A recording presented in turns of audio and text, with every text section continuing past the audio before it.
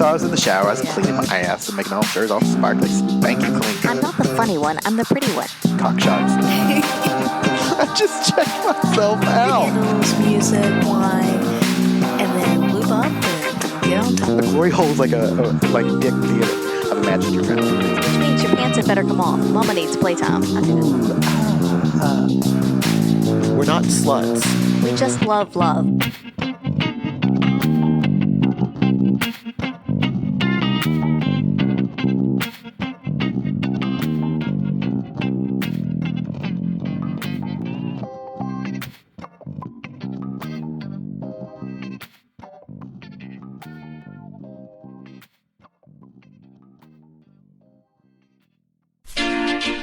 Life on the Swing Set is heading to paradise for the 7th time, and once again, we're taking over Desire Resort Riviera Maya in Cancun, Mexico.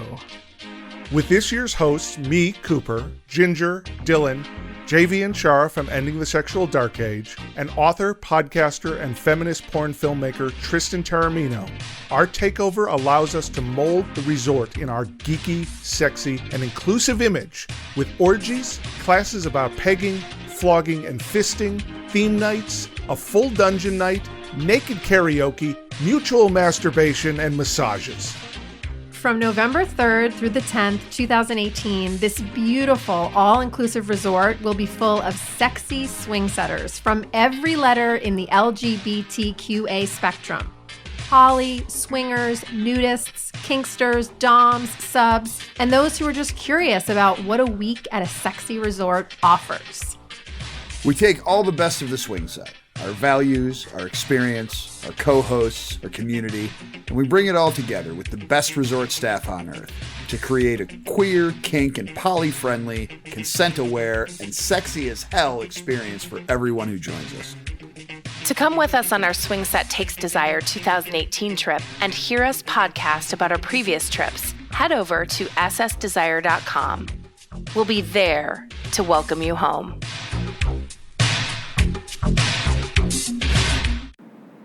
Hello, this is Mrs. Atom. And this is Mr. Adam.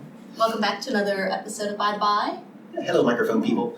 So we're pretty excited. Actually, we just recently found out there's actually real microphone people on Twitter. I know, right? Because they're crazy. Yeah. There are microphone people? There are microphone people. Holy shit! I know. We have a guest. Are they like people with like explain this? How microphone people? Well, their Twitter handle is microphone people. Yeah. But we often talk to the microphone like it's people. So we're literally talking to this couple on or Twitter group or something. Yeah. Yeah, we just didn't realize it. And now they follow us, so yay. So if in case you haven't realized, there's a third voice here with us. Crazy. I know. And we're so excited. We have Miss Penelope Dreadful. Hi. Hi. Who I have known about since we moved to Australia. And have had a minor to major crush on her since we moved to Australia. So it's really exciting. Like this has been the months of crushes. I know. For me. I know. It's great. It's great. I get to meet all my crushes. I love that about you. Yeah. So tell us a little bit about yourself. If the people who don't know you out there, you are a very well-known, very successful dominatrix. I like hitting people. And apparently you're fucking good at it. Yes, I am. I have a lot of fun. It trips me out, I'd say a little bit, but I really mean a lot. I hit my decade working professionally in the realms of, femdom or female domination last year. So, yeah, that's awesome. Congratulations. Happy Dumiversary, which is astounding and terrifying, and I'm really excited because I've got so many more years of doing really fabulously diverse shit to people. There's just so much. There's so much to do. I wish people could see at home the way she stares off into space and like, I have so much to do, so much to do. Places to see, people to do. Places to see, people to whack. Yeah, yes, queen. I really enjoy traveling, which I guess sort of feeds itself into being known in different places and spaces. because in this every scene is different in every city. So Brisbane is different to Sydney, is different to Melbourne. And then you add countries into it. And London is so vastly different to LA or to New York. It's like a never-ending discovery of new ways to connect with people and to be really fabulously perverse. But it's just so much fun. I love it. I think it would be fun. Yeah, I know. You're sitting over here going, yes, can I do an internship? I'm going to get the gloves. Yes. So, we have those. How did you get into this? What was it? Just something you've always wanted to do, or? I grew up in rural Australia, like on a farm with a 6-kilometre driveway. That's 30 k's from town and 150 kilometres from the nearest McDonald's. Wow. You don't have punk or gothic or kinky out there. Like, you don't wear black because it fades to grey. You wear navy blue because it fades to lighter blue. Practical. Yeah, your good boots are your R.M. Williams. You'll leave out 501 jeans. An R.M. Williams belt buckle is considered quite standard. And a Canterbury jersey. So it's sounds like quite the uniform. Yeah, I know, right? Yeah, well, it is. I'm a bit turned on. It's a standard small town uniform. So I moved to Sydney when I was 19 because there's no work in places like that. There's not really a future unless you want to do whatever your parents were doing. And I came to business college.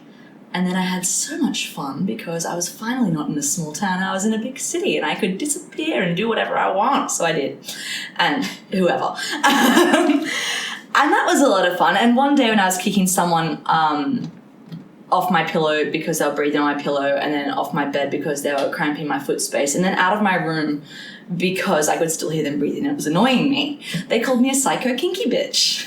So I threw their clothes onto the lawn. And then I Googled what that meant. And I was so fucking stoked to find out that there were people like me and that people liked people like me. I just thought that I was a bitch. Like, I was just, like, not right as a person. And I was like, oh, fucking all right. Okay. Bit more Google, like Google BDSM Sydney, Domination Sydney. And there were 2 houses at that time, Salon Kitties and The Castle. And I sent, like, the cutest, straighty 180st cover letter in the world. Because I used to work with racehorses, and so like I'm very good at mending leather and leather care and appropriate. That's practical. Yes, yeah, that's important. Appropriate conditioning and treatment of hardware. I am a quick learner. So I was 19 at this time. Well, I think I was 19. Little itty bitty baby. And I've got pictures of me at 19, like, learning. Oh, it's adorable. I was so... Wait, so the cover letter worked? You got... Well, one place sent me a really nice fuck off. Because I found out later they just didn't really train. And the other place was like, look, come in. We'll see how it goes. You're a bit young. You're probably not mature enough. Like, this takes a certain amount of maturity and you probably just don't have it. So I came with my interview straight from working in an international healthcare company, my little charcoal striped suit, with my little cream blouse, my little black shoes and my little black bag. My mentor describes me just being like, fucking private school girls. It's like little blonde bob. And did an interview, did the tour, did my voyeur shift on the Friday night, and then worked for 35 hours a week. Wow. For the next 4 years. What's a voyeur shift? Shut the fuck up, sit the fuck down, don't annoy anyone, read through that pile of books and watch what goes on. Cool. So I shut the fuck up, I sat the fuck down, I like speed read a bunch of books. You sit down outside and you listen to the interviews and the language, and they ask if the client would be comfortable with you coming in to watch the session so that you could see what was happening and what's sort of expected and the way that people interact. And yeah, did it. Yeah. And the rest is history. Yes. And that was a decade ago. Oh my God. That's amazing. Yeah. So, okay. How long did you work at the I was working dungeon, right? yeah. So 4 years. And then, so it's the last 6 I've been independent. And my website has evolved from being built in Dreamweaver. I remember those days. Back in yeah. They indexed so well. I miss those days. They indexed beautifully. It was really easy to get good, clean SEO back then. Now we're nerding out. I love it. Yeah. Okay, so describe for us and listeners at home, especially, because growing up in the Southeast U.S., I know I had no idea what a dominatrix does, what your day would look like, or and I know that there are people, and I'm thinking of my family, who would say, well, do you have sex with the people? So talk about a day in the life of a first a dungeon dominatrix and then an independent. I can only tell you about my experiences. So I can speak for me. I can't speak for all because everyone's going to be different things. Also, I've done all of my stuff in New South Wales, which for those of you who aren't all across law and stuff, there are 2 places in the world that have decriminalised sex work. New Zealand, the whole country, is decriminalised, which means that we have the same rights and responsibilities as a hairdresser or an accountant. You harass us in our workplace, we can go to the police. You create unsafe work environments, we go to Fair Work. So New South Wales, New Zealand. Everything else is either various steps of legalized, which means that it can be controlled a lot more tightly. Like, for example, there are exceptionally stupid laws in Queensland that make it illegal for 2 people to work from the same premises. No doubles. Doubles are illegal. If I was to have security on site because they are gaining from the proceeds of prostitution, they would be up for charges as well. Just fucked in so many different ways. In Victoria, you have to register with the government, provide 100 points of ID and be on a register as a sex worker. Wow. You have a license number. Or it's a $3,000 fine. Woo! So acknowledging all of the privilege that I have had in what my day would look like. Yes. Yeah. So when I worked in a dungeon, I was working Wednesday nights, Friday nights and Sunday days on top of doing my normal 37 hours in an office. So on the days that I was working in 2 places, I would go to the office with a little handbag and a bigger bag. Like just a sports bag, like you'd be going to the gym or something. And I'd peel out of the office at 5:30 because I had to be at the next place at 6. I'd be at the next place with face on at 6. Because frequently I'd have a session booked for 6:30. So I had to be ready.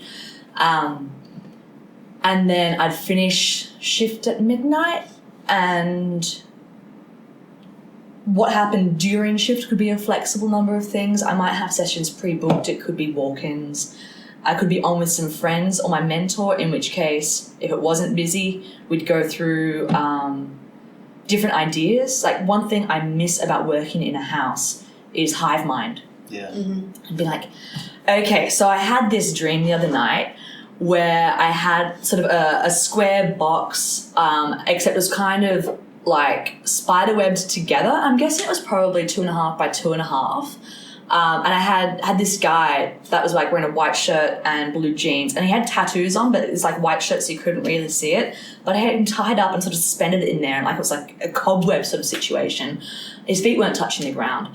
And I was hitting him with a super soaker. So the shirt was going see-through and you could see the ink coming through. And then we like kind of with like a box knife. So how would you do that bondage so it didn't dig into the feet?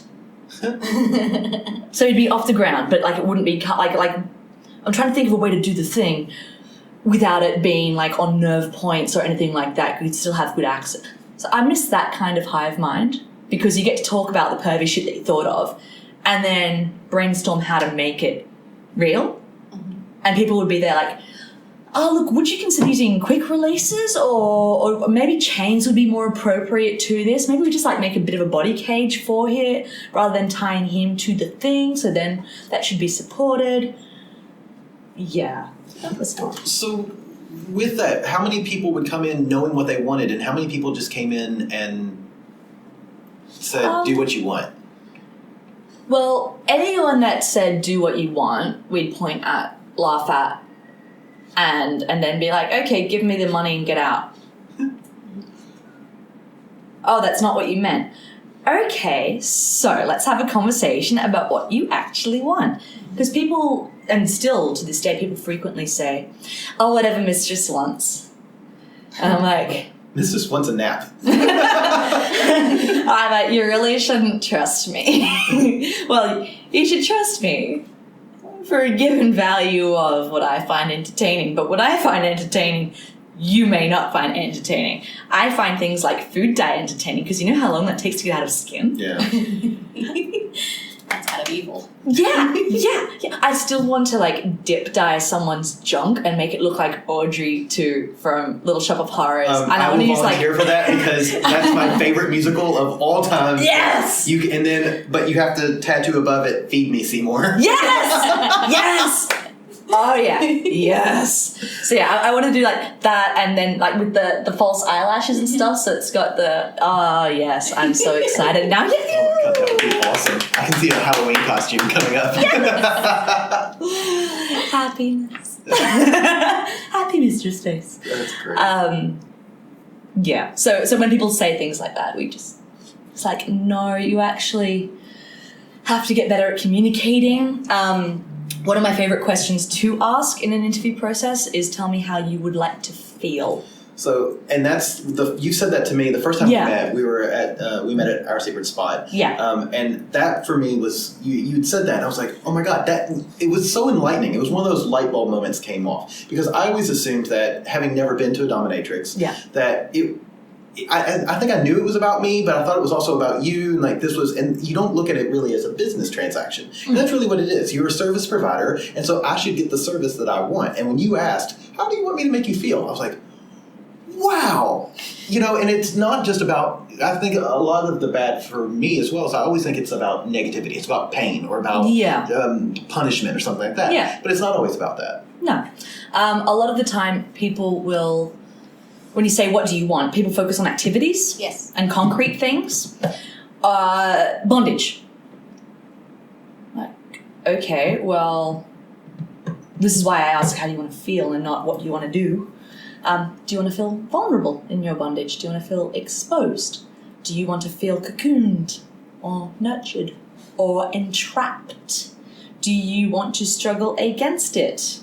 Because... all of these things are very different things, but they're all bondage. Mm-hmm. Or if it's a particular fetish, is it shibari? Is it rope? Is it leather? Is it the way it smells? Is it the way it feels? I still need to know how you want to feel, not just what you want to do, because, trust me, I've got that bit covered. If you tell me what you want to feel, I can I can create that situation for you. Because, well, I guess I could do that now, but maybe when I was like a little baby 2-year-old maybe not so much. But still, for me, working in a dungeon meant that I was exposed to many different ways of communicating, many different ways of interacting with different things. So, yeah, it's made it more flexible. So I think it's interesting when you do ask, how do you want to feel, is that it makes the person then really focus more on what they want to get out of it. And it leaves you open, I would imagine anyway, for more options on how to make that happen that they may not have even thought about, if they don't know what all the options are. Absolutely. It also helps someone recenter on their intent. Mm-hmm. And when some people roll up with their laundry list of this is what I want, and they haven't done some of it before, or they haven't done any of it before, but it's a really big thing in their head, they feel like a failure. They take it really personally if it doesn't go the way the fantasy has gone in their head. Right. So by focusing on how you want to feel and leaving the flexibility up, a bit more up in the air, it lets me adapt it to sort of how you were going on the day. People are different every day. And what the body is up for, like how much sleep, how much food have you had, how stressed are you, have you had something happen in the last week, are you just tired? Mm-hmm. Like you've got a different bandwidth from minute to minute.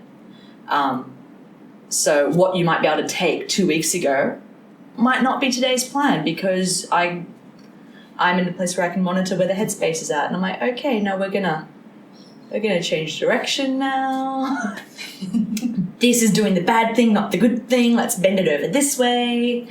And yeah, like, it gives me a lot more flexibility to create the ideal situation and to actually achieve the desired outcome. Like, I know it's called like some people like pro doms, they're just service tops. I don't fucking mind. I get to use a hell of a lot of experience and skill that I've spent significant time and investment acquiring, developing, and enjoying, to let other people benefit from that. And there's nothing to be denigration? Yeah, there's nothing to look down on about that. It's fucking awesome. Also a pervert. Which that doesn't hurt at all. Yeah, no, not at all. So how do you deal with somebody who comes in and goes, I'm not exactly sure how I want you, like it's the first time. Yeah. I don't know how I want to feel. Like, is there like a sampler pack where you're like, all right, I'll make you feel these ways, or this is a common way that people want to feel, or are there other questions that you ask in the interview process? I ask a lot more about, or is there anything that you don't want to do? Because that one's usually, I know that list. Yeah. No blood, no poo, no sharp things. Like, cool. No marks, no bruises. I'm like, yeah, cool. No pain. And I'm always like, well, that's subjective thing. Yeah. Some people think that this tickles. Some people do not think that this tickles. It's really up in the air. So I'll just be like, okay, what don't you want to, experience? Injuries? Did you play high school sport? How are your knees? Elbows, shoulders, hips, knees. Usually one of these has been fucked up by football, basketball, netball, insert sport here. Probably anything except swimming has probably written you off at some point. And then I tend to focus less on the DS, like the power exchange aspect of it, for most people. That's domination and submission, correct? Yeah. Just making sure for the listeners. For the microphone people. Yes, for the microphone people. I tend to focus less on the power exchange, so being uber domly dom, or being slave this, slave that, worm here, boy, and more on the sensation of things. Because once people trust you, then you can fuck with some other stuff. Yeah. But you have to set up an environment where they can trust you enough to hand over, because you can't just take power from someone. It has to be willingly given for it to have any impact in a meaningful way on your play. So just sort of do nice things gently with my nice kindergarten teacher voice on. And how does that feel? Would you like some more? I do like hearing you say yes, please, and more, but I will always respect no or thank you. How about if we just try this? This is really hot, and I think the temperature in this room just dropped about 10 degrees. I'm both aroused and fucking mortified. So once you've inspired the trust, and someone's like, okay, well, you said that you were only going to do this, and you only did that, like you didn't take liberties. Mm-hmm. Then you're asking me if I'd like to go further, and you're giving me a really clear option of I can say yes, or I can say no, or I can change my mind later. And then people tend to start stepping into things. Just sort of of their own volition. Yeah, I can say no? Absolutely. So is no the word, or do you do the safe word thing? My safe word's mercy. I find it to be a nice universal. Or if you're in a situation where mercy sounds more like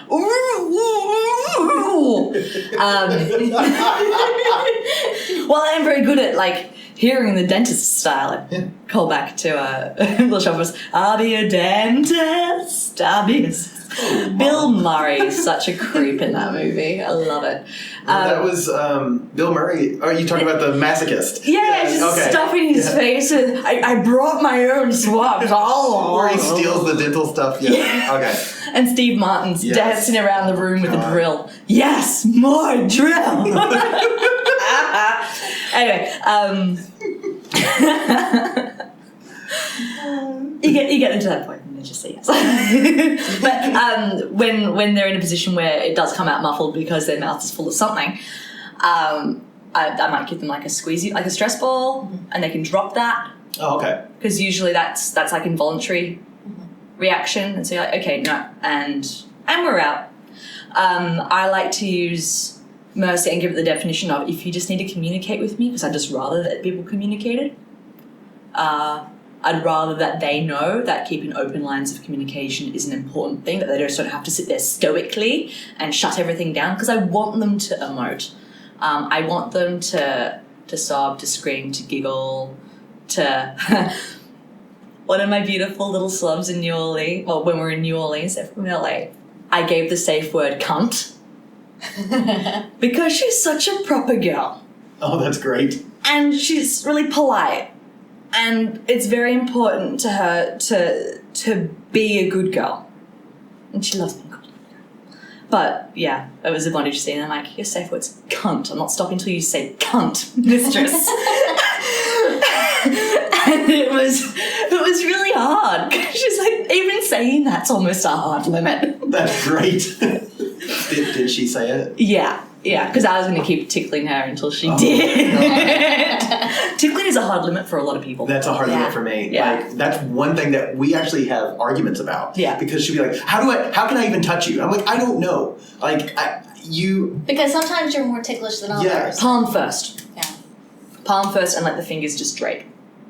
Well, it often happens if we're just sitting here and I'm doing like this. The stroke. But right now it's more fingers in his palm already. True. So, that's so it's like if you drive with the it's called the heart of palm, the like little divot in the center. And if you just sort of move that with intention through that and just sort of let the fingers flop around like whatever. Floppy fingers. Floppy fingers. Spaghetti hands. We'll have to try that. Yeah. It does tend to move a lot easier for people that have a lot of jump or sensitivity around tactile. And for me, it is, like you said earlier, it's different depending on the day, depending on the stress, depending on, whenever it is. Yeah. And sometimes it's just like, it's too much. Everything is too much. I need to be in a bubble. Yes. I need an adult. I need a safe space. I require adult supervision. Yes. Mostly, yes. Please? Yes, Thank you. So most of your clients, do you find mostly men or mostly women? Mostly men. And I've been answering this question for a long time. Men, particularly when it comes to sex, they're normalized as consumers. Yeah. Mm-hmm. Yeah. It's like when you're going tech shopping or car shopping. If you're a woman, they keep looking at the man that's standing next to you. Mm-hmm. One of my pets comes with me when I go laptop shopping. He's great. I love it because he's my foil. I fob off all the salespeople onto him while I touch all the tech. I love it. So then I am actually able to do my shopping in peace. When I bought property, I took my accountant with me so that the real estate agent could harass him and then be like, oh, so what are you thinking? The guy said, ask her. And I'm like, I think we need to have a chat about this and maybe negotiate on the price a little bit. It's just, normalized consumer behavior. But also when it comes specifically to my industry, it's not socially acceptable for a man to want to give up control, especially sexually. Yeah. So I used to give a really, really terrible analogy. I'm going to keep going with it because it's worked for the last 10 years. If you've got a normal heteronormative sort of situation, guy, girl, the girl's like, it makes me really hot if you pull my hair or spank my ass when we have sex, like just instantly wet. And a guy, even if he's uncomfortable with it, will be like, I will give it a go. I'm going to give this a red hot go. No matter what my reservations are, I might get a blowjob. Also, I'm supposed to be in control, but there might be a blowjob in this somewhere. Whereas if a guy says it to a girl frequently, the girl will be like, oh no, that's gross, that's weird. Or especially golden shower, so being pee or urine in general is considered very, very erotic. And people are like, oh, that's so gross, why? I'm like, well, a lot of guys don't know that the urethra is separate to the vagina, for a start. But all the anatomy is very close anyway. Like, it's sort of less than the handprint sort of size for vulva area. And it's sort of something that is interesting visually, and it's right next to something that is definitely interesting. And it's all in the same area, and it's warm, and it's personal, and it's a bit naughty, and why not? Like, what's the worst that could happen? You have a shower, whatever.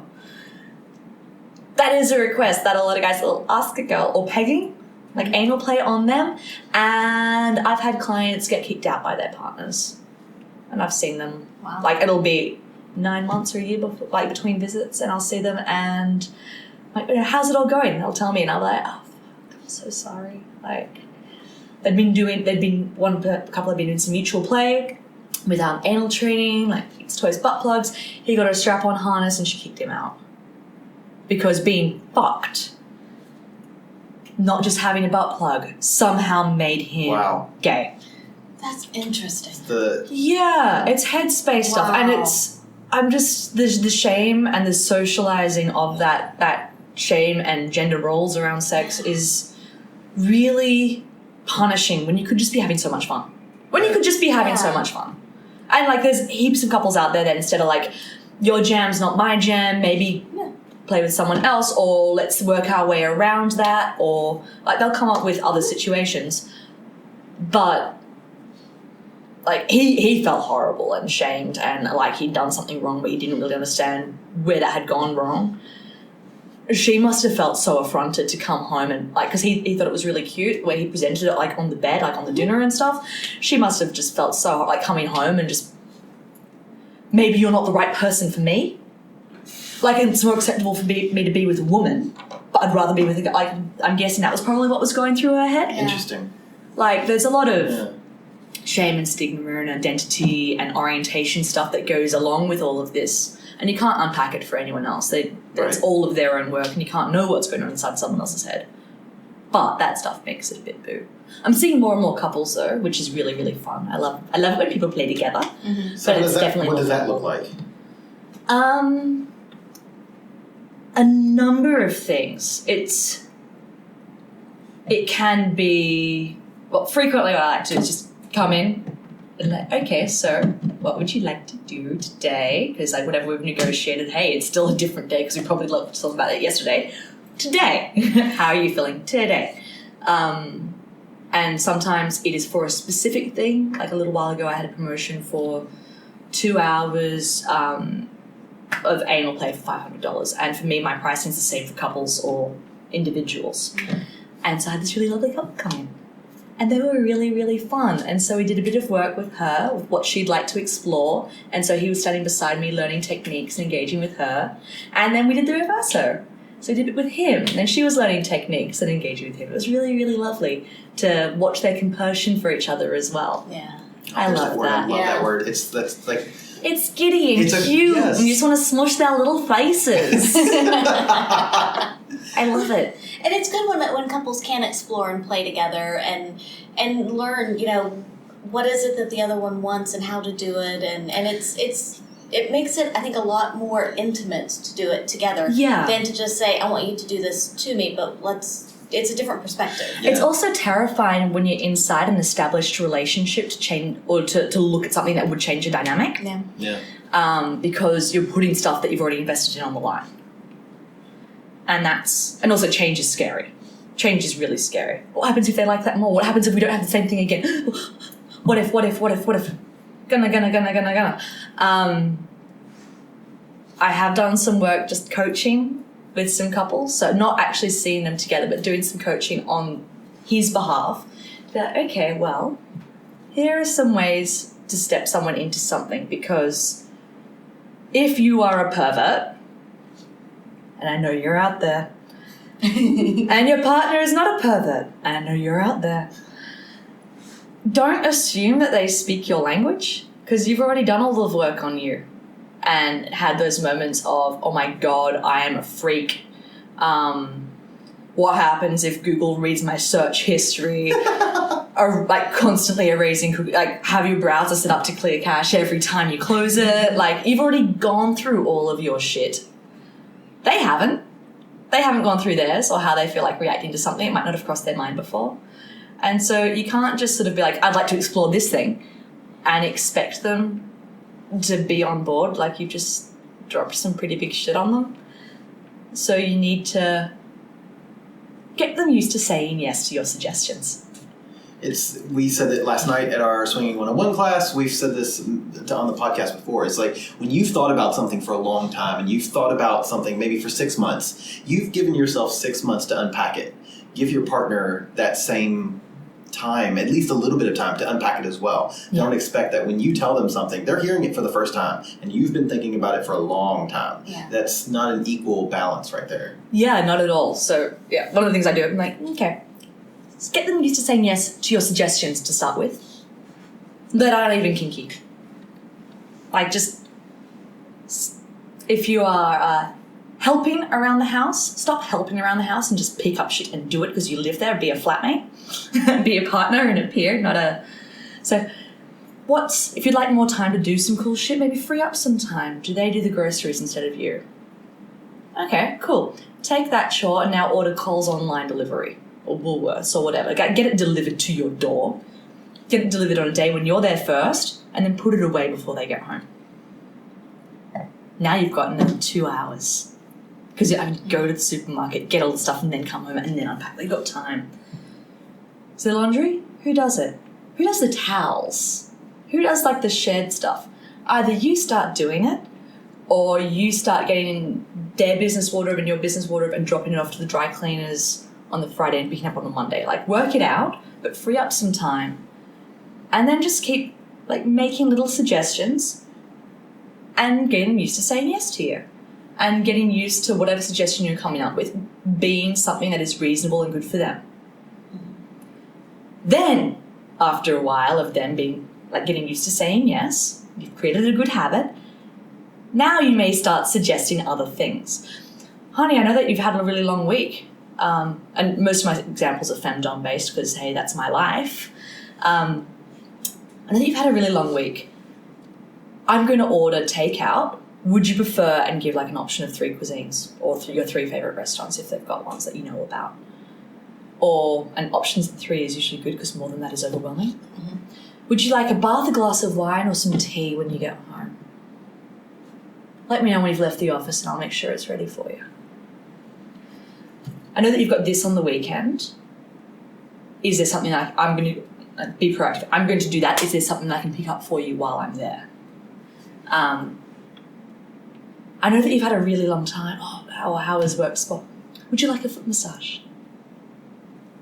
Would you like a massage?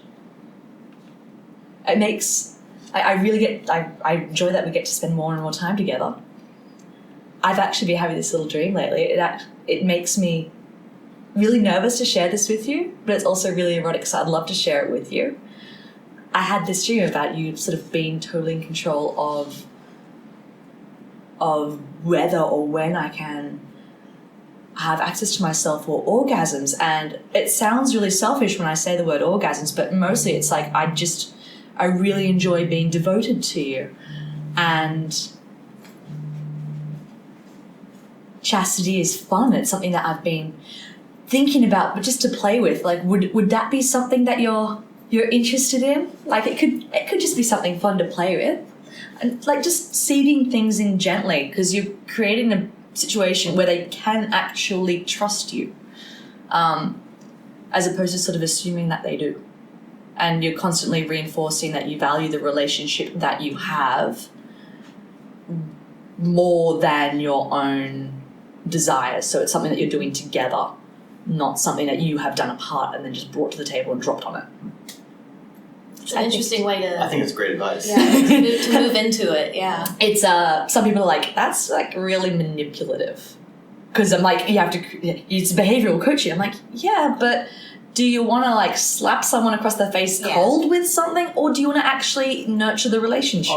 Also, if you're going to manipulate me by making a bath, wine, and tea when I get home, and doing the laundry, or giving me a foot massage, manipulate the fuck out of me. Yeah.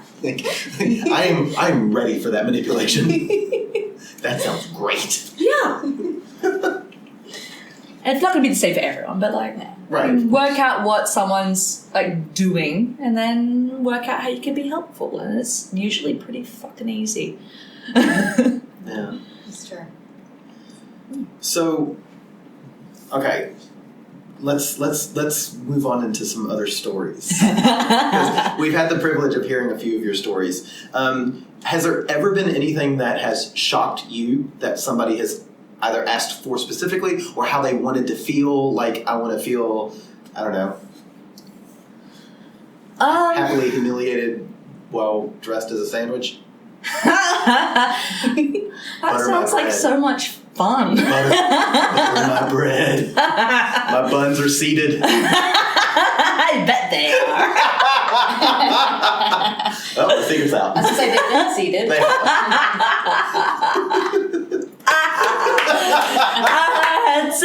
It's a forest bison. That's just fine. No, it's not. There's no forest. Twist my rubber arm. I know, right? It's like, I want you to, goddamn it, he's already doing it. I slipped and tripped. My mouth fell on his cock, I'm sorry. I'm sorry, I can't hear you. Are you goggling balls? Okay, that's enough about me.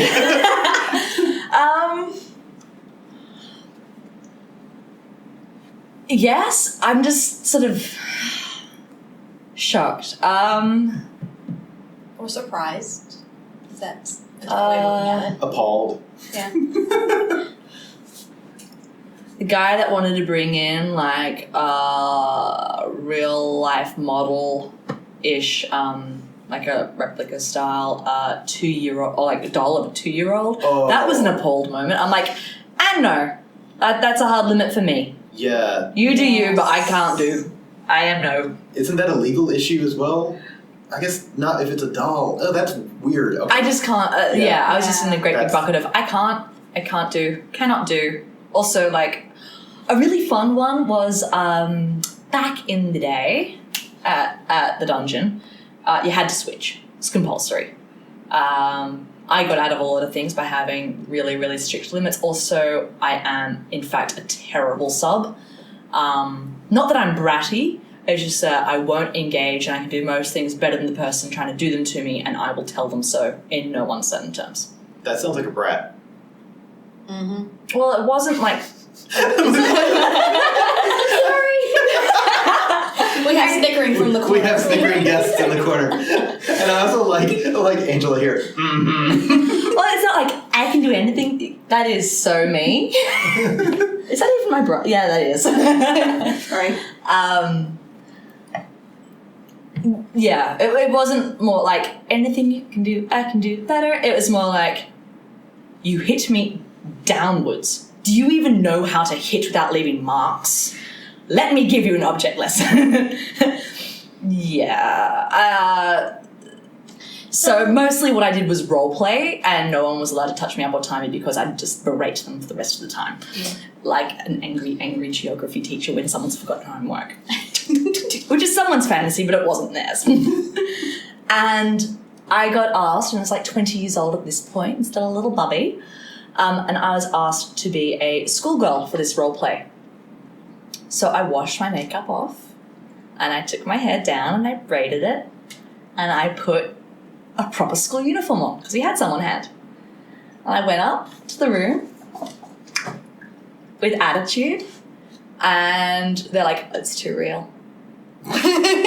Can the other, I'm really sorry, but can the other person please do the session? She's like in her mid-40s and stuff. I'm like, went back down, I'm like, put on more makeup and then put this on. She's like, what? I'm like, I was scary young for him.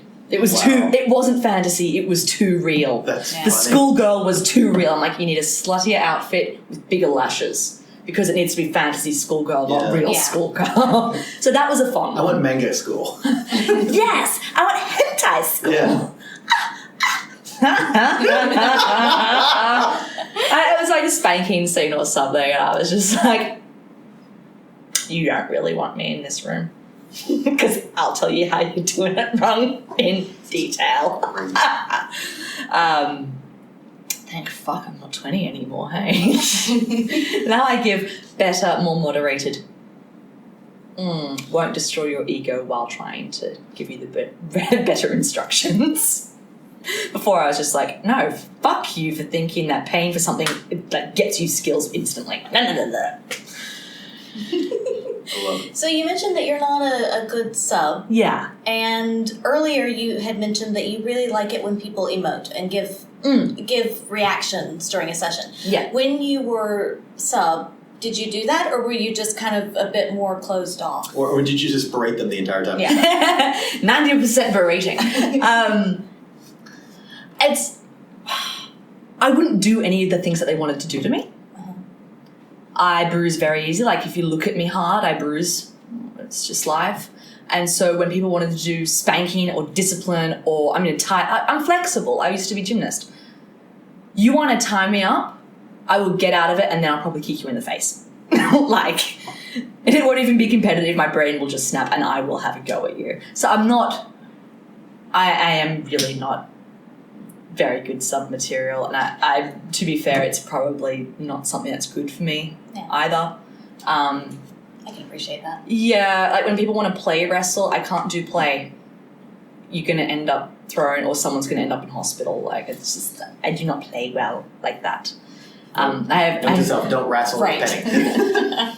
Someone, I went to a really, really amazing workshop in 2012. Barbara Corellis was over from New York, and we were doing the Urban Tantra practitioner training. And it was incredible for me because at this point I'd been solo for a couple of years and I was missing my community a bit. And at this particular course, there were 6 of my peers that were there. And so I'm like, oh my God, there are so many incredible prodoms that I like, love and admire, and I'm having a bit of a fangirl moment, squee! And it was my birthday. And I got birthday spankings from like 6 of the most totally amazing bitchinest prodoms in Australia, and it was very, very thrilling. And like, fucking spanking doesn't really do much for me, but having these amazing people there and present, the way that they hold space and stuff, just made it a really beautiful experience. And a happy little bunny that thought that maybe he should be involved too, but like we'd sort of finished scene, it's all like happy glowy. So he's run up and spanked me and got thrown across the room, and I had to explain to his sub why he had like 4 inches of carpet burn up one arm when we got back to Sydney. And I'm like, yeah, you shouldn't have done that. I do not react well to those sorts of suppressors. So yeah, I probably didn't emote very well, but when I did role play, I am camp. Okay. Like, I do have a very ham face. I emote quite readily anyway.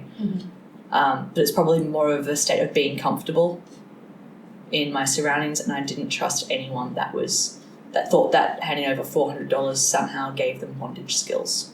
Right. Yeah. That makes sense. Yeah. I get that. Yeah. So what's your favorite type of scene? All of it.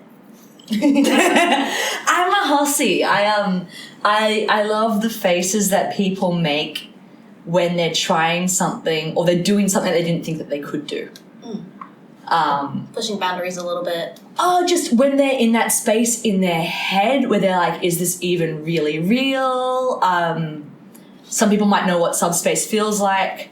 Other people might not. If you've gone to the gym before and done any kind of training, whether it's cardio or weight style stuff, it's like when you hit that wall and you've got the muscle fatigue, like you've got the uncontrollable shaky shake, and then you just do one more. You do that a bit further, and then like the endorphin hit happens and the adrenaline goes, and then you finish and you're like, holy crap, I am now white. But that was actually really good. Also, I think I might vomit. Like it's like you have all of the feelings. And there actually is a lot of similarities between like subspace and high and gym stuff. Because it's just like, seriously, all of the feelings, all of the neurochemical dump. It's very exciting and very rewarding. It's good behavioral training. It's interesting because, having never done it professionally, had a professional dom, even just with some of the friends that we, like with Angela and some of the friends that we've played with and done scenes with, I know exactly what you're talking about, where it's that you start to get, and it doesn't happen every time for me, but there's those times where you start to get, I always assume being diabetic, that's a blood sugar thing, so I start getting the shakes, and I know it's not because I went to a gym once. The Gaim. The Gaim. Oh, a Gaim. And you do get those shakes, and then, but you're like, I don't want it to stop, and it's this wonderful sort of roller coaster of, it feeds on itself, doesn't it? It's really bizarre, and then you're like, please keep going, and at some point you get to I need it to stop, and then it's like, yeah, it's amazing. And you're like, and someone's like, okay, no, we're calling it. How cool is that? You can't see this microphone, people. We actually, while we've been talking this entire time, we have a wonderful artist from LHD Art, the only artist from LHD Art. The artist that is LHD Art. You can follow her on Instagram, LHD_art. Yeah. Or on Twitter, but follow her on Instagram. Her shit's amazing. But she's created this little anime of me waggling my cock in the air. Yeah. Penny wearing a strap-on, doing helicopter penis and slapping it with her hand. I just love it. I absolutely love this. I might have to put real. it up on your site so people can see what it is. Yes, we would love to share this. Yeah. And that is the hottest thing. And I want one of Angela now. I mean, you just need to change ass, tits, and longer hair. Oh, she's going to have her own self. That'll be great. Yeah. Too impressive. Chick, do the helicopter dicks. My God, I love it. I really want to get like a whole room of doms at DomCon with the strap-ons on, just remaking the golden rule. It's okay if it's in a three-way. Oh my God, that's fantastic. Yeah. Okay, so you've said DomCon a couple of times. I know you did it in New Orleans, and it's coming up in LA, coming up soon. What is DomCon? Okay, so DomCon is run by Mistress Cyan in America. It's the 15th year in LA. It is, I guess, the premier conference for professional and lifestyle domination. Cool.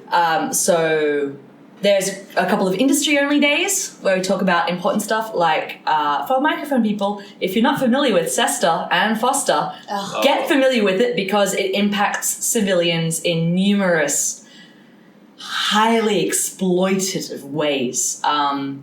You can lose your Microsoft accounts if you use coarse language, vulgar language, offensive language, or have graphic imagery. And who decides that? Exactly. Some asshole that thinks that you've got something interesting in your account, or they want your porn. So if you're someone that uses Skype to contact your long-distance lovers or close lovers or wherever else, be prepared to lose that too. What's going to happen to all the guys that send me dick pics to draw? Probably nothing because it's a penis and not a vulva. Yeah, penises aren't scary. Vulvas, woo! I do get vulva pics too. Yeah. We'll just forward them on our way. I love putting on the thing. It's like, what do you want me to do with this? Oh, I'd just love you to draw them. Okay, that's cool. Do I have your consent to make this into any art that I want? Yes. Cool. I'm going to draw you shooting space dogs out of your bits. Careful what you consent to. Can you draw me shooting space dogs out of my bits? Because suddenly... Yes, I can. Can they have little rocket packs and helmets? Because safety first. I'm so excited. Excuse me when I take off my pants. I have a new fantasy. Yes. Brings new meaning to doggy style. Oh, it's so cute in my head. Okay, back to DomCon. Okay, so we have a couple of industry days, and then it opens to the public. And so there are workshops and classes from There was erotic dancing for slaves, service. One of my friends, the amazing Reverend, is going to be there. He's the MC. We'll be taking a class on foot service and worship. I need to put my applications in for the ones I want to teach. What do you want to teach? I want to do one on marketing because that was my white collar career before I fell completely over boardrooms and climbed over the boardroom table and just sort of jumped into my vocation and screaming "fuck you" over my shoulder. And also, what was the other one that I wanted to do? That was marketing for industry only, and there was something that I wanted to do for group, but I think that maybe doing a panel is going to be good if they've got time for us as well. You just have too many skills. You could do anything pretty much. Except walk down a set of stairs without falling over. You should do it with style. I did read a statistic the other day that 1 in every 772 times 1 in every 2,222 times we use stairs, we fall. I'd probably do it half the time. Wow. I'm very clumsy. You know, but she's one of those people that, like, I've seen her clock her head on a cab door, newly to her dress, her ankle looked like it was bent in half, but then she stops and flicks her leg up and starts goes, I'm okay. It's okay, open the door. And I'm like, I just saw your head bend back in 5 different directions. I'm sure you've got a concussion. She's like, get in the cab. It's fantastic. It's fine. My hair's still up, whatever. It's fine. There's no claret, we're good, whatever. Anyway, DomCon is incredible and amazing, and I've had a great time networking with people there. The classes are fabulous, from the panels that they have discussing domination at different generations and how it has changed different areas. I always find quite interesting. I believe that the lifestyle in each area is influenced to quite a degree by the legislation and legal implications in that area, because then the information that you can access has been shaped by that information. So, for example, here in Australia, nothing wrong with someone sucking my strap on. It's great. One of my, Khalees Mercury has an oral-only penis called Mr. Words, because she likes putting words in your mouth. Fantastic. It makes me really happy. I Sweet like pun action. That's fantastic. But in the US, that's an ixnay. Big no. No. You cannot have an insertable in any part of anyone's body for professional purposes. Interesting. Yes.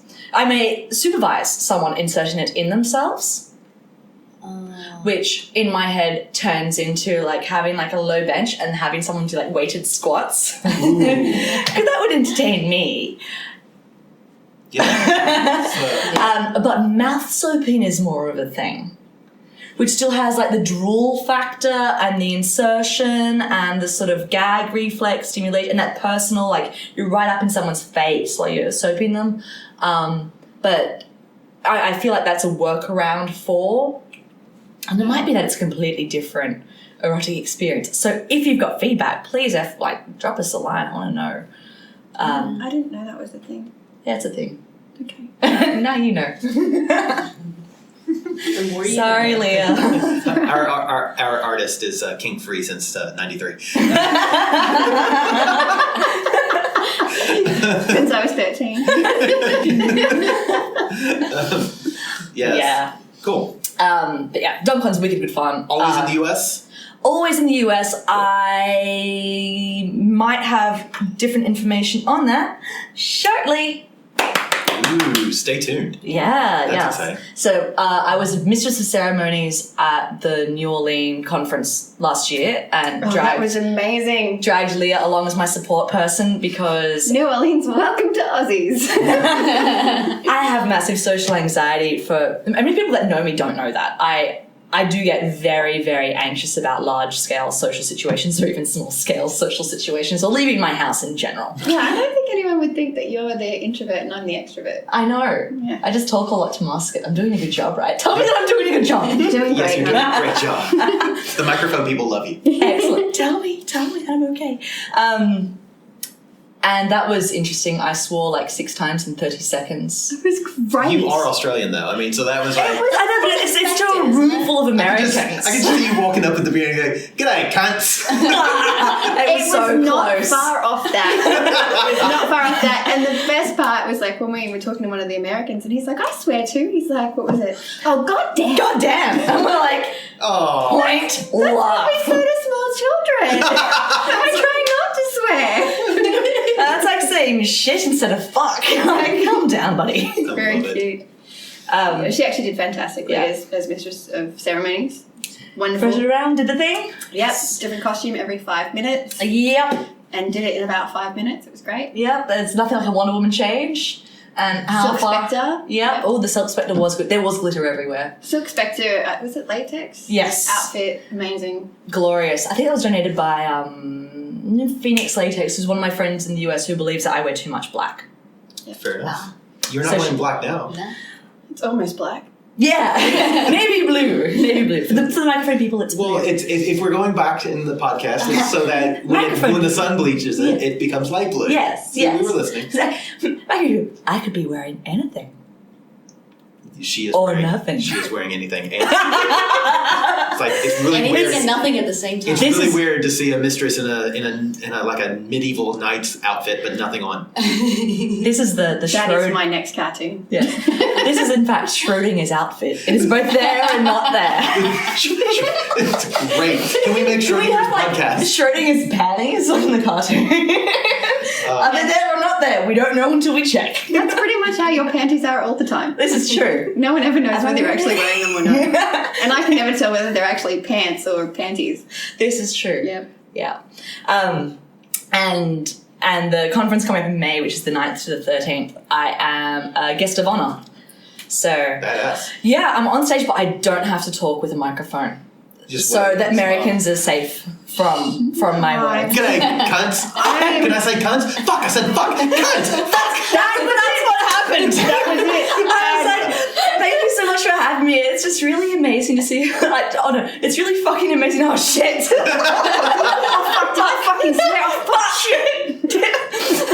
And the people that knew me, because I've been to the States a couple of times, and I always hang with the wonderful crew at Sanctuary in LAX, who are like Cyan's Dungeon, are just laughing and pointing and laughing. And I'm like, yeah, that's fair. The rest of the crowd's just looking at each other, whispering, going, Did she just?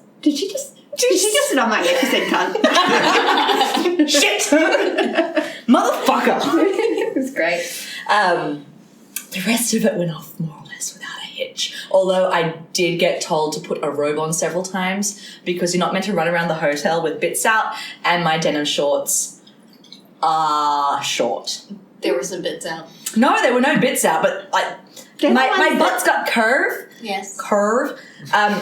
You can hear it in the word. Like, I get underbum cleavage. That's my favorite part of a human being. I see nothing wrong with that. Your denim shorts have less material than my G-strings. So I can But they've got belt loops. Okay, we really need to see these shorts now. Wait, we need a comparison. Don't you mean bump chicka wow wow? No, I know that was like the segue music when we're about to do. And for the record, on the podcast, we say brown chicken, brown cow because we're from the farm. Brown chicken, brown cow. It gets you moving. Moving. Oh dear! I love it. I'm in heaven. Sweet pun action. But I think I might have to find a reason that you have to get on the microphone again. That I now have a reason to come to America. To make me swear in front of the Americans. I was like toing and froing, but now I'm going to do it. Well, I'm dragging you with me, aren't I? Yes. If you have large enough suitcase, we'd like to be packed into those. Yes. Official podcasters. Yes. Penny's entourage. Yeah. Oh, that'd be awesome. Oh my god. When you're a dom all the way. I feel like we need a leitmotif now. I need a composer. From your first forced bi to your totally gay. Yes! It'll be great. Well, I'm in Brisbane later this month for we're taking our first Brisbane Domina parties, and the 2 parties I'm taking up are Strap on Force Spy and the Anything Goes party. Love it. That's good to know. Yeah. I just found out. I sent you what I've done for the designs. Designs doesn't mean anything. It's Okay, ladies. I'm gonna have to crack the whip here. Ooh, look, I have a whip. It's so cute. Look at him try. Where can people find you? On the internet, you can find me under Miss Penelope Dreadful. I'm MZ or MZ_ Penelope on Twitter. Miss Penelope Dreadful on Insta, Facebook, website. Domina parties. Domina parties. My friend runs the UK arm. I run the Australian arm.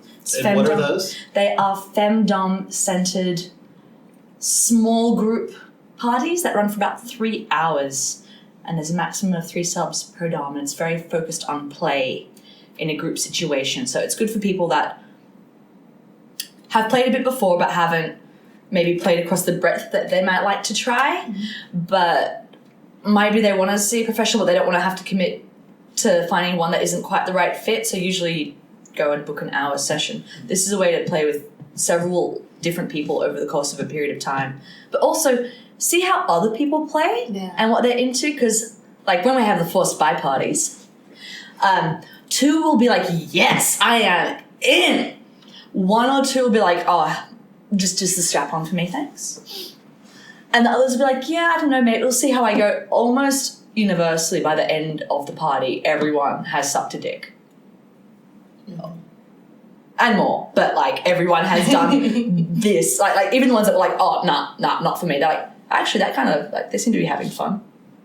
Okay, I guess someone could suck mine. I guess I could suck solid. I don't know, maybe. Yeah, it seems okay. Oh, it's a slippery slope. It is, especially when it's covered in lube. Yeah. Oh, God. And how do we find out? Is it Domino or Domina? Domina. Okay. Domina parties. And how do we find out about those? You just type that one into Google, pretty much. There you go. Yeah, everywhere. And my immoral support here today. You can find her. I'm the moral support. Oh yeah, true. You're the immoral support. And where can we find your art? I know we plugged you on Instagram, but plug it again. Well, I have a website, lhdart.com, and if you find me on Instagram or Facebook or Twitter, it's lhdart_ in between. Also, her art makes amazing and inappropriate greeting cards for the people in your life that need them.